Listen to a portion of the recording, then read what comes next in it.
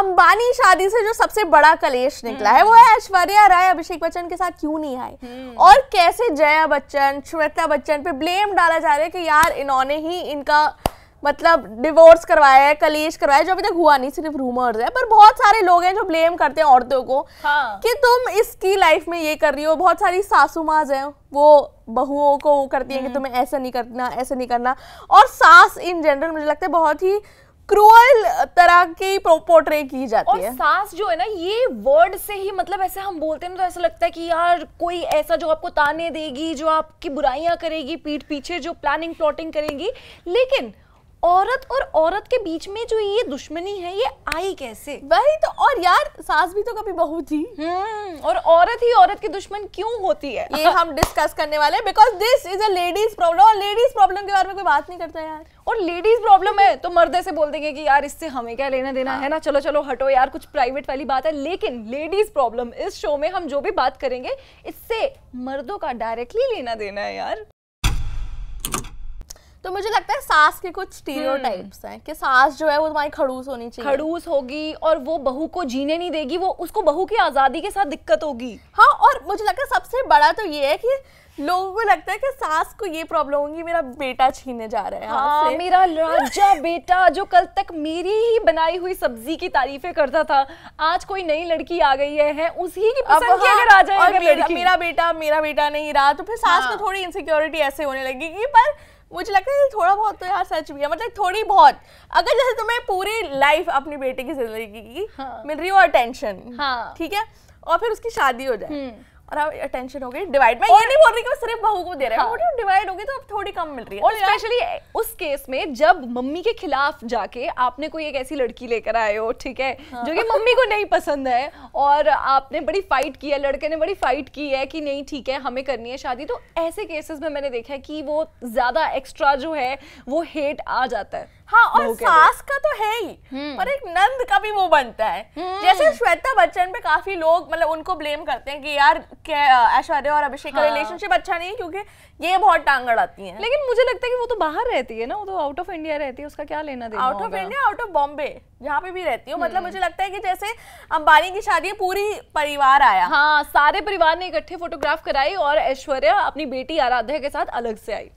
पर इससे लोग हो सकता है वो लेट हो गई हो तैयार होते होते, यार वो काफी सुंदर लग रही है। और हो सकता है कि वो सारे फ्रेम में इकट्ठे ना आते और ऐश्वर्या को ऐसा लगे कि यार अब मैं अपनी अटेंशन जो मुझे अकेले को मिलेगी वो मैं इनके साथ शेयर नहीं करना चाहती, मैं चाहती हूँ कि मेरी अलग से फोटोग्राफ हो, तो क्या गलत है? हाँ, और जया बच्चन और श्वेता बच्चन ने कभी भी ऑन रिकॉर्ड या किसी भी इंटरव्यू में ऐसा नहीं आके बोला कि मुझे ऐश्वर्या से ये प्रॉब्लम है। और पहले एक बहुत बड़ी कॉन्ट्रोवर्सी हुई थी कि ए दिल मुश्किल में कि जो ऐश्वर्या के सीन्स थे वो बहुत सीन्स थे, और ये बोल्ड सीन क्या होता है, बोल्ड क्या है इसके अंदर? अगर वो यार इट्स मतलब उसका काम है ये, यार उसका काम है, लेकिन वो रेगुलर काम तो नहीं है ना, वो हर मूवी में तो ऐसा नहीं होता है। ऐश्वर्या राय की जो इमेज है, हर मूवी में एक्टिंग होती है, हर मूवी में एक्टिंग होती है, वो एक्टिंग तो है, लेकिन ऐश्वर्या राय यूजुअली इस तरीके के रोल्स नहीं करती है। वो यूजुअली एक ऐसे संस्कारी बहू या संस्कारी लड़की वाले रोल्स करती आई थी। फिर उन्होंने धूम 3 में अपना एकदम से अलग अवतार दिखाया है ना, वो एकदम बिकिनी वाले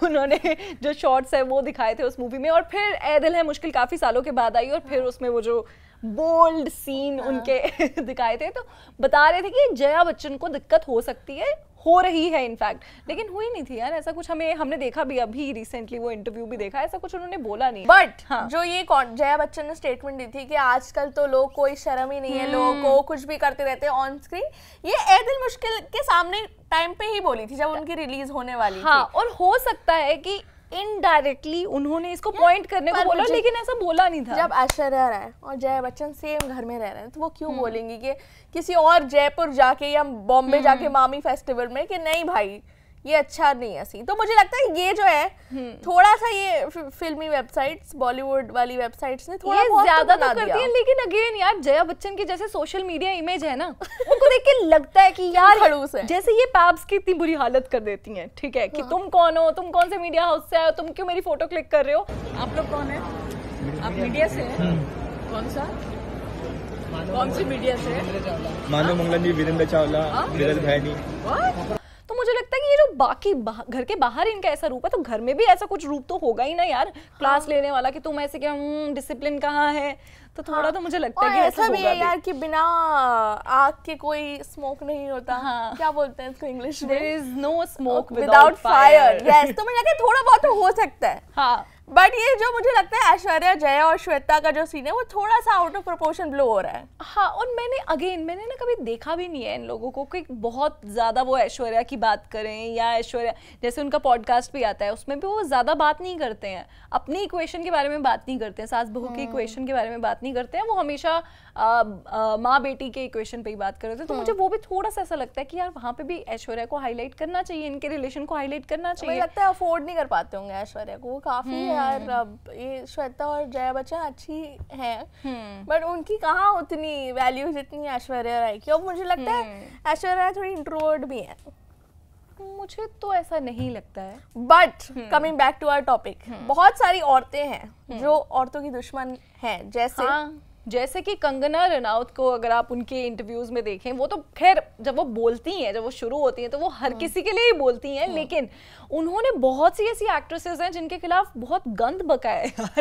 एंड दिस इज मतलब मैं इसको एग्जैजरेट करके नहीं बोल रही हूँ, this is what actually she has said जब उन्होंने उर्मिला मातोंडकर के लिए बोल दिया था कि ये तो ऐसी वाली मूवीज करती हैं, ये तो ऐसे मतलब ऐसे डेरोगेटरी वर्ड्स यार आप पर यार कंगना के बारे में भी लोग बहुत वो बोलते हैं, जैसे वो जो कांग्रेस की लीडर थी, कांग्रेस की, हाँ, उन्होंने भी उनके लिए बड़े कमेंट्स मतलब बाकायदा ट्वीट की थी और फिर बाद में बोला था कि नहीं मेरा तो अकाउंट हैक हो गया था और किसी और ने लिखा है। ये तो नेशनल रीजन होता है कि अगर आपके अकाउंट से कुछ भी चले जाए तो मेरा अकाउंट हैक हो गया है, मेरा अकाउंट हैक हो गया और वो आपसे पैसे मांग रहे हैं, प्लीज उन्हें पैसे मत देना मेरे अकाउंट से आपको मैसेज आएगा, 10 रुपए दे दे, मेरा अकाउंट है, मेरे अकाउंट से आपको मैसेज आएगा, लेकिन वो मेरा मैसेज नहीं है। तो ऐसा तो लोग करते ही हैं। But yes, coming back to the point कि कंगना रनौत मुझे लग रहा है कि वो एक ऐसी लेडी है जो दूसरों के बारे में भी बातें करती आई और उनके बारे में भी बहुत बातें हुई हैं, अपने हाथ में होती है। हाँ, बट मुझे ऐसा लगता है कि जो औरत वाले कलेश हैं, ये पहले वाली जनरेशन में होते थे ज्यादा, तब ज्यादा जैसे करीना कपूर और प्रियंका चोपड़ा का सेम बॉयफ्रेंड है शाहिद कपूर, और उन्होंने कितना ही बकवास करी एक दूसरे के बारे में कि तुम्हारा बॉयफ्रेंड ये था, मैं वेजिटेरियन हो गई थी, एक्सेंट कहाँ से है और ये सब करा। तो मुझे लगता है पहले वाले जनरेशन फिर भी थोड़े ज्यादा टची थे ये सब करके। आज की जनरेशन में यार आप अनन्या पांडे को देख लो, आप सारा अली खान को देख लो, वो जब भी पार्टीज में मिलती हैं, अब हमें इनके पर्सनल इक्वेशन तो नहीं पता, लेकिन पार्टीज में तो यार ये इन्होंने भी सेम लड़के को डेट करा कार्तिक आर्यन को, तो फिर भी ये लोग मजाक सह सकते हैं मुझे लगता है। तो आने वाली जो जनरेशन है जो आ चुकी है एक्चुअली, मुझे लगता है वो थोड़े बेटर है in terms of hating on औरतें, है ना, औरत ही औरत के लिए, क्योंकि ये कॉन्सेप्ट भी तो आया कि ओ क्वीन तुम्हारा क्राउन गिर गया है, इसे ठीक कर लो, let me fix your crown, और ऐसे सब कुछ, you are a boss woman, और ये सब ये कहाँ करते थे पहले लोग। और अभी जैसे तुम देखो कि अगर कोई लड़की है जिसको अपनी बॉडी इमेज इश्यूज है, ठीक है, और वो डालेगी और वो उसके बारे में बात करेगी, तो लड़कियां उसका मजाक नहीं लेंगी। अब लड़कियां उन्हें बोलती हैं कि नहीं you are the real queen, है ना, स्लेइंग।